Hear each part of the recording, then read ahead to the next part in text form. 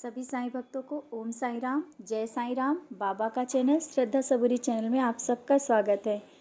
आज आप सबके सामने स्वर्ण मंजरी के कुछ जानकारी जितनी हमको है और इससे ज़्यादा आप लोगों को होगी, लेकिन जितनी जानकारी हमें मालूम हुई है आप सबको बताना चाहते हैं कि स्वर्ण मंजरी है क्या और कैसे करते हैं, कब करते हैं, जिससे हमको बहुत ज़्यादा लाभ मिले। इस स्वर्ण मंजरी कब करनी चाहिए और कितने दिनों तक करनी चाहिए जो हमारी इच्छाओं को पूरा किया जा सके। और इस स्वर्ण मंजरी हमारे सामने कैसे आई, तो इस स्वर्ण मंजरी दासगढ़ू जी ने जब बाबा समाधि लेने के कुछ दिन ही पहले 37 डेज़ पहले ही जब समाधि बाबा ले रहे थे, उसके 37 डेज़ पहले ही ये कृति लिखी गई और दासगढ़ू महाराज ये कृति लेकर के बाबा के चरणों में समर्पित किए थे। उसके कुछ दिनों बाद ही बाबा ने समाधि ली और दासगढ़ू महाराज जी को तो हम लोग सत सत नमन करते हैं, जो इतनी चीज़ें हम लोगों के सामने लाए। क्या क्या नहीं कृति, कितने प्यारे शब्दों से बाबा का गुणगान किया और बाबा के प्रचार और प्रसार को बढ़ाया और कीर्तन पद्धति के माध्यम से उन्होंने बहुत कुछ दिया। शायद दासगढ़ू महाराज की कीर्तन पद्धति जो थी इतनी ही प्यारी कि आज भी हम लोग उसका आनंद ले रहे हैं। उसी में ये स्वर्ण मंजरी है, जब दासगढ़ू जी ने एक एक शब्दों के द्वारा एक एक शब्द अगर इस स्वर्ण मंजरी को समझ के पढ़ना चाहे ना, तो बहुत कुछ मिलता है स्वर्ण मंजरी से। हम लोग इस स्वर्ण मंजरी में अगर हम सब लोग अगर देखें तो उसमें सभी देवी देवताओं को नमन करते हुए हम आगे बढ़ते हैं। एक एक शब्दों से हर एक देवी देवता के, गणेश भगवान से माता को नमन करते हैं, गणेश भगवान को नमन करते, शंकर भगवान को नमन करते हुए, विष्णु भगवान को नमन करते, दत्तात्रेय महाराज को नमन करते हुए, सभी भगवानों को, हर एक चीज़ों को, हर एक, यहाँ तक कि पंच तत्व आप सब जानते हैं। पंच तत्व जल, थल, नभ, आकाश, सब के बारे में बताया गया है। तो जब पंच तत्व के बारे में एक एक चीज़ें बताई है दासगढ़ू महाराज जी ने, और हम सबको समझाया कि हम सब इसी में विलीन हो जाते हैं, पंच तत्व में विलीन हो जाते हैं। और एक एक शब्द को अगर हम समझ के करें, बहुत ही अच्छी कृति है। और आप सब इसको जब करते हैं ना, अगर हम स्टार्टिंग से आप सबको ये समझाना कि आप सब समझते होंगे, तो थोड़े से शब्दों में समझाना चाहते हैं कि दासगढ़ू जी ने कैसे स्टार्टिंग में लिखा है, गणेश जी को वंदना की है। मैं चरण स्पर्श करता हूँ श्री गणेश को, हे मयूरेश्वर आप ही इस पर निर्भर हैं, हे गौरी के पुत्र जो आप सब जानते हैं, सर्वज्ञ हैं, हे आप समझ से परे हैं, आप जिनके पास बहुत बड़ा विशाल पेट है, रक्षा करिए श्री गणपति। हम गणेश भगवान को नमन करते हुए आगे बढ़ते हैं, जो कि हम लोग अलग अलग मतलब नमन करना, पूजा करना, अगर हम इस स्वर्ण मंजरी करते हैं तो सभी के लिए पूजा पाठ सबको एक साथ हो जाती है। फिर इसके बाद सभी देवताओं को, आप सभी देवी देवताओं में प्रथम और सबसे महत्वपूर्ण है गणेश जी को दासगढ़ू जी ने कहा है, इसीलिए आपको गणेश कहते हैं। गणेश क्यों कहते हैं ये भी बताया है कि गणेश क्यों कहते हैं, क्योंकि आप सबसे सर्वप्रथम हैं, आप इसीलिए गणेश हैं।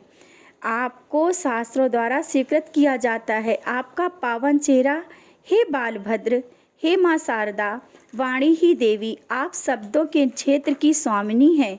आपके अस्तित्व की वजह से सारे संसार लेन देन चलते। और माँ शारदे, माँ सरस्वती, जिससे हम और आप वाणी के द्वारा बात कर रहे हैं, लिखते हैं, पढ़ते हैं, और जो लिखी गई है किसके द्वारा, माँ सरस्वती, उनको नमन करते हुए हम आगे बढ़ते हैं और सभी देवी देवताओं की पूजा करते हैं, माँ शारदे को नमन करते हैं।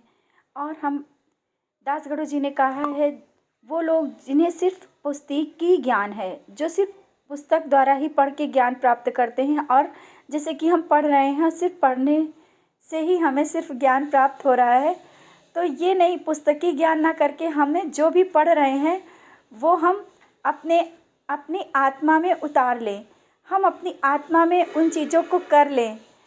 और अगर हम लोग कुछ जैसे कि अगर दास गुरु जी ने हमको कुछ समझाया है, कुछ बताया है, तो ये नहीं होता है कि हम लोग अगर इन शब्दों को, जैसे हमने आपके साथ कुछ पढ़ के बताया, तो उसको अगर हम समझ के करें ना तो हमें बहुत आनंद आएगा। अगर हम लोग जैसे स्तवन मंजरी करने बैठते हैं, और स्तवन मंजरी थोड़ा मतलब टाइम लगता है, 20 मिनट्स तो लग जाते हैं, 20-25 मिनट्स लगते हैं स्तवन मंजरी करने में। अगर धीरे धीरे समझ करें और धीरे धीरे अगर समझ के करेंगे तो आपको बहुत बहुत ही अच्छा आनंद आता है। और आप एक बार पढ़ने के बाद आपका मन फिर से करेगा कि स्तवन मंजरी करें। स्तवन मंजरी करना कितना अच्छा है ये तो आप जब करेंगे और उसका अनुभव करेंगे तो सब महसूस करने लगेंगे। तो दास गुरु जी के बारे में तो आप सब जानते होंगे, लेकिन स्तवन मंजरी क्यों करना चाहिए और स्तवन मंजरी करने से क्या लाभ है, बहुत से लोगों को स्तवन मंजरी नहीं पता है। तो स्तवन मंजरी आपको बताया ना कि दास गुरु जी द्वारा लिखी हुई कृति है, जो हम लोगों को एकादशी में करना चाहिए। और इससे लाभ क्या है, बहुत से लाभ है, हमने आपको बताया। अगर आप धीरे धीरे उसका धीरे धीरे पाठ करेंगे, उसको समझेंगे, एक एक चीज़, एक एक शब्द हमारे जीवन में उतरते नज़र आएंगे। और ये जो स्तवन मंजरी है, स्तवन मंजरी करने से हम जो जाने अनजाने में कुछ गलतियाँ करते हैं, कुछ पाप करते हैं, वो हमारे पापों को थोड़ा कम कर देती है स्तवन मंजरी। स्तवन मंजरी का पाठ करने से हमारी थोड़ी गलतियों की माफ़ी मिल जाती है, माफ़ी मिलती है, ज़रूर मिलती है। बाबा हम सबको माफ़ तो ज़रूर करते हैं, लेकिन स्तवन मंजरी करने से हमारा सबसे पहले यही होता है कि महसूस हुआ है, और जैसा कि लिखा गया है कि हमारे पापों का अंत करती है, हमारी गलतियों को माफ़ करती है स्तवन मंजरी। तो क्यों ना हम लोग रात दिन बहुत ही गलतियां करते हैं, तो क्यों ना हम स्तवन मंजरी का पाठ करने लगे। आप सब एकादशी के दिन सुबह जब नहा धो लें और अपने बाबा को स्नान सब कराने के बाद स्तवन मंजरी कर सकते हैं। और कुछ लोग डेली भी करते हैं, डेली करना भी बहुत अच्छा होता है। लेकिन हाँ, एकादशी तो आप ज़रूर करिए। आप सब एकादशी एकादशी जब भी एकादशी आती है, उस एकादशी में आप स्तवन मंजरी का पाठ करिए। और 1 साल तक की, 1 साल शायद स्तवन मंजरी जो लोग कर रहे हैं और जो लोग धीरे धीरे पढ़ रहे हैं, उन्हें देखा होगा कि उसमें भी लिखा हुआ है कि स्तवन मंजरी का 1 साल पाठ करने से बहुत, जो भी आपको फल मिलना है स्तवन मंजरी के 1 साल पाठ करने से ज़रूर मिलता है। तो स्तवन मंजरी को 1 साल तक के आप पाठ करें और देखें। और हाँ, एक चीज़ आपने देखा होगा कि जब हम लोग स्तवन मंजरी का पाठ, आपको नहीं मालूम होगा, और कुछ लोग समझते भी होंगे कि समाधि मंदिर में जो डेली बाबा को स्नान करने और छोटी आरती के बाद डेली ही स्तवन मंजरी पढ़ी जाती है। स्तवन मंजरी क्यों पढ़ी जाती है, वहाँ डेली ही स्तवन मंजरी का पाठ होता है। और स्तवन मंजरी का पाठ करने का मतलब क्या है, हम अपने सभी देवी देवताओं का वाहन कर लेते हैं इस कृति के द्वारा। इस जो दास गुरु जी महाराज जी ने स्तवन मंजरी लिखी है, अगर हम सिर्फ स्तवन मंजरी का पाठ करते हैं तो सभी देवी देवताओं की पूजा एक साथ हो जाती है और हमारे बाबा के चरणों में सब पूजा समर्पित हो जाती है। तो डेली भी अगर जो लोग को टाइम है, जिसको जिसको टाइम होता है, तो एक बार स्तवन मंजरी का पाठ अगर सुबह करना चाहें तो कर सकते हैं, तो बहुत ही अच्छा है। और नहीं तो आप स्तवन मंजरी, जैसे कि आपने एकादशी स्टार्ट करी, तो 1 नहीं 2 नहीं, मतलब जितना ज़्यादा हो सके, 1 2 3 4 5 7 11 जितने बार करेंगे, ये समझ के चलिए कि आपके जो हमारे रात दिन जो हम लोगों के पाप हैं, पाप कर्म हैं, वो धुनी में जल जाते हैं। उतनी बार की आहुति होती है वहाँ पर। ये आप मान के चलिए कि बाबा हमने जो भी पाप किए हैं, बुरे पाप हो रहे हैं जाने अनजाने में, स्तवन मंजरी के माध्यम से हम लोग द्वारका माई में जो धुनी जल रही है, उन पापों की आहुति कर रहे हैं। तो बस इतना सोच करके हम लोगों को एकादशी अगर आप करना चालू करें, 3 बार 5 बार अगर हो सके तो एक बार ही नहीं, कोई ज़बरदस्ती नहीं है, जितना आपसे हो सके उतना आप करिए। खाली टाइम है, आप बैठ के कर लीजिए, कोई ज़रूरी नहीं होता है कि आप पूजा कर रहे हैं उसी टाइम ही स्तवन मंजरी करना ज़रूरी है, ऐसा कुछ भी नहीं है। जब भी आपको टाइम मिले, आपने पूजा कर लिया है, सबको काम करने के बाद भी आप जब भी टाइम मिले आप स्तवन मंजरी खोल के आप पढ़ सकते हैं। और जो लोग नहीं पढ़ पाते हैं तो ये ज़रूरी नहीं कि पढ़ना ही ज़रूरी है, आप सुन भी सकते हैं।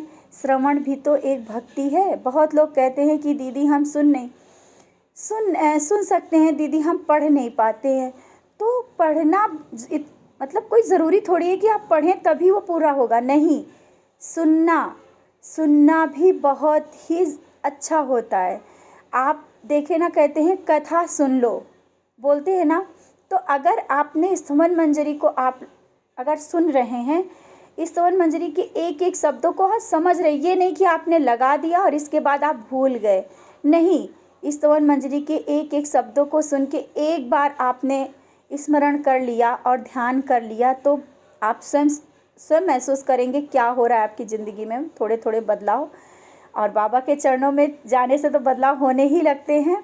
लेकिन जितना हमने पाया है वो आप सबको ज़रूर बताते। हमें भी नहीं पता था स्तवन मंजरी के बारे में, हम भी नहीं जानते कि स्तवन मंजरी क्या है। और हमें जब मालूम पड़ा उस समय स्तवन मंजरी का पाठ हम करने लगे। और अभी तो थोड़ा टाइम नहीं मिल पा रहा है, नहीं तो स्तवन मंजरी 5, 7, 11 इतने बार करना एकादशी के दिन बहुत ही अच्छा होता है। क्योंकि जितने बार हम करते हैं, जितने बार स्तवन मंजरी का पाठ करते हैं, बोला ना, उतने बार हमारे द्वारका माई की धुनी में हमारे पापों को जलाया जाता है। हम ये सोच के करते हैं। तो यही चीज़ आप सबके सामने आज बताना चाहते हैं। बहुत लोगों का क्वेश्चन होता है दीदी स्तवन मंजरी क्या है, कब करते हैं और कैसे करते हैं।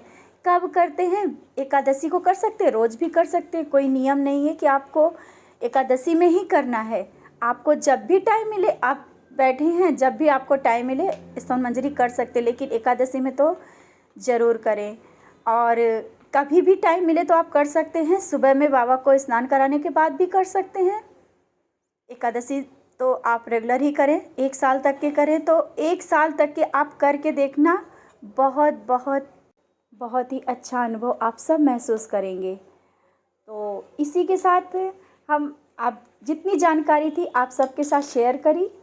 और बहुत सी जानकारी, इससे भी ज़्यादा जानकारी आप सबके पास होंगी। हमारा जो आप सब बोलते हैं कि स्तवन मंजरी क्या है, इसलिए हमने आप सबके सामने शेयर किया। इसी के साथ ओम साईं राम,